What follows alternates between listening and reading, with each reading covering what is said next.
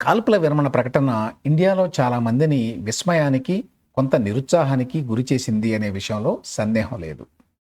దీనికి ప్రధాన కారణం ఆపరేషన్ సింధూర్ గురించి మీడియా, దేశ ప్రజల్లో సరైన అవగాహన కల్పించకపోవడం. ఇండియా మొదట్లో చేసిన దాడులు పాకిస్తాన్ మీద ఆల్అవుట్ వార్లో భాగం కాదు అనే విషయాన్ని వివరించకపోవడం. పాక్లో టెర్రరిస్టు స్థావరాలను మట్టుబెట్టడం అనే లక్ష్యం వరకే పరిమితం అని చెప్పకపోవడం. ఇది ఒక మిలిటరీ ఆపరేషన్ మాత్రమే, పూర్తిస్థాయి యుద్ధానికి ఇండియా తలపడలేదు అని తెలియజేయకపోవడం. ఇండియా మిలిటరీ యాక్షన్ గురించి మీడియా ఏ రకమైన పిక్చర్ ఇచ్చిందంటే, ఈ దెబ్బతో పాకిస్తాన్ గలంతైపోతుంది, ఇక భవిష్యత్తులో మళ్ళీ కోలుకోకుండా ఇండియా దెబ్బ కొడుతుంది అని. అవేవీ జరగకుండానే కాల్పుల విరమణ అనగానే కథ క్లైమాక్స్కి రాకుండానే తెరపడిపోయినట్టుగా చాలామంది ఫీల్ అవుతున్నారు. బీజేపీ ప్రాపగండా సెల్స్ చేసిన ప్రచారం కూడా జనంలో ఎక్స్పెక్టేషన్స్ పెరగడానికి కారణమైంది. దేశ ప్రజల్లో అసంతృప్తికి మరో కారణం కాల్పుల విరమణ ప్రకటనని ఇండియన్ ప్రైమ్ మినిస్టర్ కాకుండా అమెరికన్ ప్రెసిడెంట్ డొనాల్డ్ ట్రంప్ ప్రకటించడం. అది ఎవరు ఊహించిన తరుణంలో ఈ ప్రకటన రావడం. మన్ కీ బాత్ పేరుతోటి దేశ ప్రజలను ఉద్దేశించి తరచూ మాట్లాడే నరేంద్ర మోడీ ఇంత ఇంపార్టెంట్ ప్రకటనని స్వయంగా చేయకపోవడం.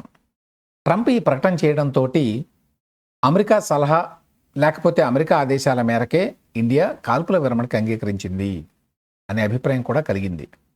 నిజానికి ఈసారి ఇండియా పాక్ ఉద్రిక్తతల గురించి అమెరికా పెద్దగా పట్టించుకున్నట్టుగా కనిపించలా. నన్ ఆఫ్ అవర్ బిజినెస్ అని America vice president JD Vance అన్న మాటల్ని ఇప్పుడు అందరూ గుర్తు చేసుకుంటున్నారు. అలాంటి వాతావరణంలో సడన్గా ట్రంప్ ఈ ప్రకటన ఎట్లా చేశాడు? నిజంగానే అమెరికా జోక్యంతోనే ఈ కాల్పుల విరమణ జరిగిందా? నరేంద్ర మోడీ మారు మాట్లాడకుండా ఎట్లా ఒప్పుకున్నాడు?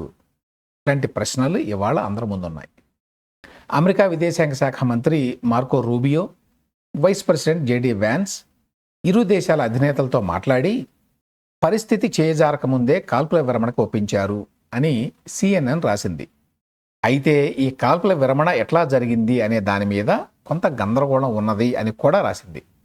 అమెరికా జోక్యంతోనే ఇది జరిగినట్టుగా పాకిస్తాన్ మాట్లాడితే ఇండియా మాత్రం అమెరికా పాత్ర గురించి ప్రస్తావించలేదు అనేది వాస్తవం. అయితే నిజానికి ఇందులో అమెరికా చేయడానికి పెద్దగా ఏమీ లేదు. ఇండియా, పాకిస్తాన్ ఇద్దరూ కూడా కాల్పుల విరమణకి సిద్ధంగా ఉన్నారు. ఆల్రెడీ తెరిచి ఉన్న తలుపుని అమెరికా ఇంకొంచెం తోసింది అని CNN రాసింది. అందులో కొంత నిజం ఉంది.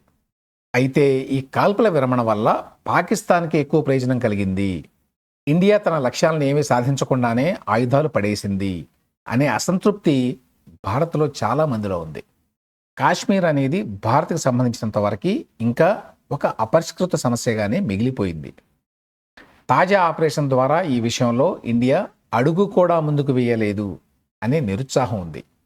దేశవ్యాప్తంగా వ్యక్తమవుతున్న ఈ అసంతృప్తిని మోడీ ప్రభుత్వం ఎట్లా అడ్రస్ చేస్తుంది అనే విషయం ఇప్పుడు చూడాలి. 2016లో ఊరీ దాడుల తర్వాత, 2019లో పుల్వామా దాడుల తర్వాత పాకిస్తాన్కి గట్టిగా సమాధానం ఇచ్చాం అనే మెసేజ్ని మోడీ ప్రభుత్వం ఇవ్వగలిగింది. ఈసారి అటువంటి అభిప్రాయాన్ని కలిగించడంలో బీజేపీ ప్రభుత్వం ఫెయిల్ అయిందనే చెప్పాలి.